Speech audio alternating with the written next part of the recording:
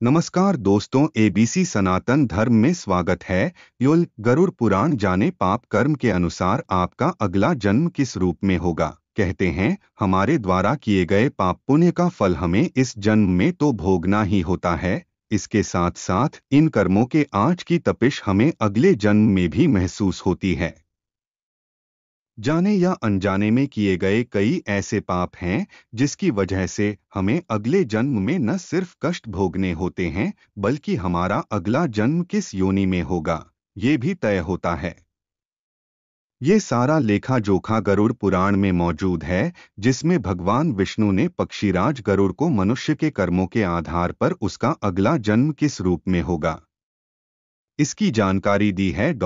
आज के इस लेख में हम आपको बताने वाले हैं कि गरुड़ पुराण के अनुसार आपके किस पाप की वजह से आपका अगला जन्म किस रूप में होगा। वीडियो स्टार्ट करने से पहले अगर हमारे चैनल पर नए हो तो हमारे चैनल को सब्सक्राइब कर ले और साथ में बेल आइकन दबा दें।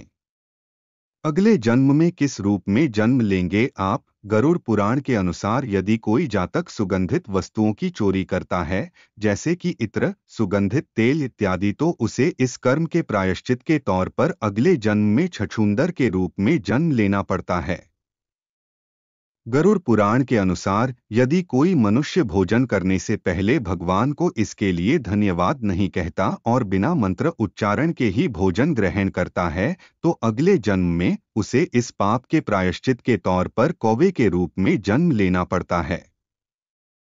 गरुड़ पुराण के अनुसार यदि कोई मनुष्य किसी ऐसे मनुष्य की हत्या करता है जो महात्मा या साधु हो, तो ऐसे पापी मनुष्य को अगले जन्म में हिरण, घोड़े या ऊंट के रूप में जन्म लेना पड़ता है। ऐसा कोई भी व्यक्ति जो किसी दूसरे व्यक्ति के धन का हरण करता है, उसे गरुड़ पुराण के अनुसार अगले जन्म में चूहे के रूप में जन्म लेकर अपने पापों का प्रायश्चित करना पड़ता है। फलों की चोरी करने वाले व्यक्ति को गरुड़ पुराण के अनुसार अपने इस पाप के प्रायश्चित के लिए अगले जन्म में बंदर के रूप में जन्म लेना पड़ता है। गरुड़ पुराण के अनुसार यदि कोई महिला या पुरुष अनैतिक तरीके से एक दूसरे से शारीरिक संबंध बनाते हैं, तो ऐसे जातक को अपने पाप के प्रायश्चित के लिए अगले जन्म में ब्रह्मा राक्षस के रूप में निर्जन वन में भटकना पड़ता है। गरुड़ पुराण के अनुसार अगर कोई व्यक्ति सोने के आभूषण की चोरी करता है, तो उसे अगले जन्म में अपने पाप के प्रायश्चित के लिए कीट पतंगों के रूप में जन्म लेना पड़ता है। यदि कोई मनुष्य किसी दूसरे मनुष्य का वाहन चोरी करता है, तो गरुड़ पुराण के अनुसार अगले जन्म में उस व्यक्ति को अपने पापों के प्रायश्चित के लिए ऊंट के रूप में जन्म लेना पड़ सकता है।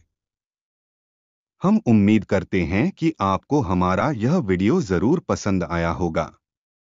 ऐसे ही और भी वीडियो के लिए बने रहिए एस्ट्रोसेज के साथ। धन्यवाद।